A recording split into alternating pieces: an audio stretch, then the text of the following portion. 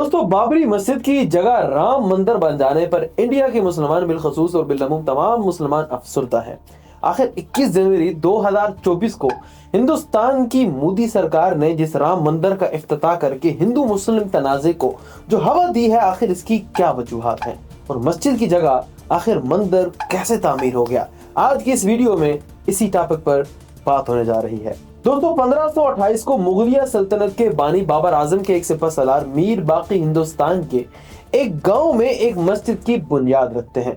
बाबर आजम के नाम की मुनासबत से मस्जिद का नाम बाबरी मस्जिद रखा जाता है। ये मस्जिद हिंदुस्तान की रियासत उत्तर प्रदेश के एक गांव अयोध्या में तामीर की जाती है।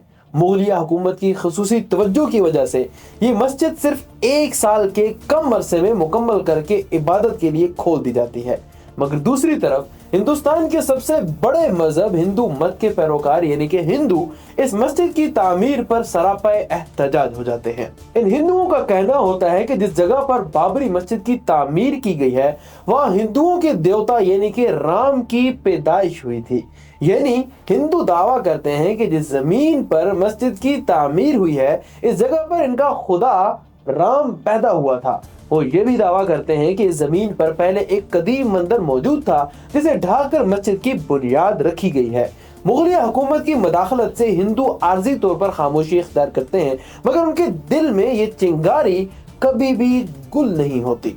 दोस्तों, 1857 की जंग आज़ादी के बाद हिंदुस्तान पर मुगलिया हुकूमत का मुकम्मल तौर पर खात्मा कर दिया जाता है और अंग्रेज हिंदुस्तान के स्याह सफेद का मालिक बन जाता है। 1859 के हिंदू अंग्रेजों की सरपरस्ती में बाबरी मस्जिद के आसपास के इलाकों में हिंदू मजहब के पैरोकार बाबरी मस्जिद के गिर्द जमा होकर हंगामा बर्पा कर देते हैं। हालात जब आउट ऑफ कंट्रोल होने लगते हैं तो अंग्रेज सरकार इस मतनाज़े जगह को पहली दफा 2 हिस्सों में तकसीम करती है। इस तकसीम के नतीजे में मस्जिद का जो अंदरूनी हिस्सा था उसको मुसलमानों के कब्जे में दे दिया जाता है और बैरूनी हिस्से को हिंदुओं के लिए मख्तस कर दिया जाता है। अंग्रेज सरकार के इस फैसले से हिंदुओं के गम और गुस्से में थोड़ी सी कमी तो आती है, मगर हिंदू बजिद होते हैं कि इस जगह को मुकम्मल तौर पर मुसलमानों से पाक किया जाए। अंग्रेज हुकूमत में दोनों फरीकैन तहफ़्फ़ुज़ात के साथ मुनक़सिम पॉलिसी पर अमल पैरा रहते हैं। लेकिन दोस्तों, तक़सीम हिंद के बाद हिंदुओं का गम और गुस्सा जो है वो मजीद बढ़ जाता है। 1949 के शुरू में ही एक बार फिर बाबरी मस्जिद के खिलाफ आवाजें उठना शुरू हो जाती हैं। तनाज़ात की आड़ में भारत की हुकूमत 23 दिसंबर 1949 को इस जगह को मुकम्मल तौर पर बंद कर देती है, मगर बाद में यह बात भी खुलकर सामने आती है कि भारत सरकार सील के नाम पर बाबरी मस्जिद के अंदर राम और सीता की मूर्तियां रख देती है।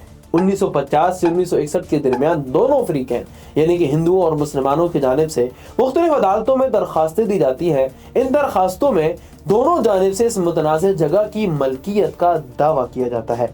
दोस्तों, फिर आता है 6 दिसंबर 1992 का दिन, जब सारी दुनिया में भारत का सेकुलरिज्म का पर्दा चाक होता है। इस दिन हिंदू मजहबी जमात विश्व हिंदू प्रसाद और दीगर हिंदू तंजीमों की निगरानी में लोगों का एक जम्मे गफीर बाबरी मस्जिद में हमले करके इस तारीखी मस्जिद को मुकम्मल तौर पर शहीद कर देता है। बाबरी मस्जिद की शहादत के साथ ही पूरे हिंदुस्तान में एक बार फिर फसादात का सिलसिला शुरू हो जाता है। मीडिया रिपोर्ट्स के मुताबिक इन हंगामों में 2000 से 3000 लोग अपनी जान से हाथ धो बैठते हैं। बाबरी मस्जिद की शहादत के 10 दिन बाद भारत सरकार इस जगह की तारीखी हैसियत का तयन करने के लिए एक कमीशन का क़याम अमल में लाती है।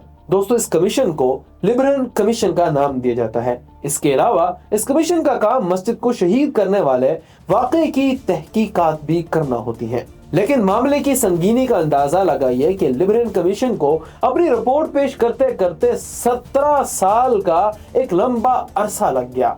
जून 2009 में कमीशन अपनी एक रिपोर्ट पेश करता है। इस रिपोर्ट में बहुत से अफराद को 1992 के सानहे का जिम्मेदार तो करार दे दिया जाता है, मगर जगह की तारीखी हैसियत के हवाले से कोई वाज़ह बात इस रिपोर्ट में नहीं होती। दोस्तों, सितंबर 2010 में इलाहाबाद हाई कोर्ट का एक फैसला इस केस का मुकम्मल तौर पर रुख मोड़ देता है। इस फैसले की रोशनी में हुकूमत मुतनाज़ जगह को एक बार फिर 2 हिस्सों में तकसीम करती है। इस तकसीम के तनाजुर में इस जगह का मेन हिस्सा हिंदुओं को दे दिया जाता है और 1/4 हिस्सा जो कि कोने पर होता है उसे मुसलमानों को सुपुर्द कर दिया जाता है। फैसला ये भी कहता है कि अगर हिंदू चाहें तो अपने हिस्से पर राम मंदिर का क़याम अमल में ला सकते हैं। दोस्तों, इलाहाबाद हाई कोर्ट के इस फैसले से दोनों फरीक़े नाराजगी का इजहार करते हैं। मुसलमानों का एतराज तो बनता था, मगर हिंदुओं को 3/4 हिस्सा मिलने के बावजूद भी तसल्ली नहीं होती और साथ ही दोनों फरीक़ैन की जानिब से इस फैसले के खिलाफ सुप्रीम कोर्ट ऑफ इंडिया में मुतफ़र्रिक़ दरख्वास्तें दे दी जाती हैं। सुप्रीम कोर्ट की जानिब से इस केस के हवाले से 5 जजों पर मुश्तमिल एक बेंच का क़याम अमल में लाया जाता है। दोस्तों, 2019 को इस केस का फैसला सुना दिया जाता है। इस फैसले में सुप्रीम कोर्ट करार देती है कि इस केस में मुतनाज़ सारी ज़मीन जो कि 1.1 हेक्टेयर्स पर मुश्तमिल होती है हिंदुओं को दी जाए और अगर हिंदू चाहें तो इस जगह राम मंदिर का क़याम भी अमल में ला सकते हैं और बाबरी मस्जिद की तामीर के लिए कहीं और एक जगह को मख्तस कर दिया जाता है। दोस्तों, इस फैसले को अमली शक्ल देते हुए हुकूमत मुतनाज़ ज़मीन को हिंदुओं के सुपुर्द कर देती है और बाबरी मस्जिद की तामीर नो के लिए इस जगह से तकरीबन 30 किलोमीटर दूर धानीपुर में 5 हेक्टेयर ज़मीन मुसलमानों के हवाले कर दी जाती है, जहां 26 जनवरी 2021 को बाबरी मस्जिद की तामीर नो का आगाज कर दिया गया है।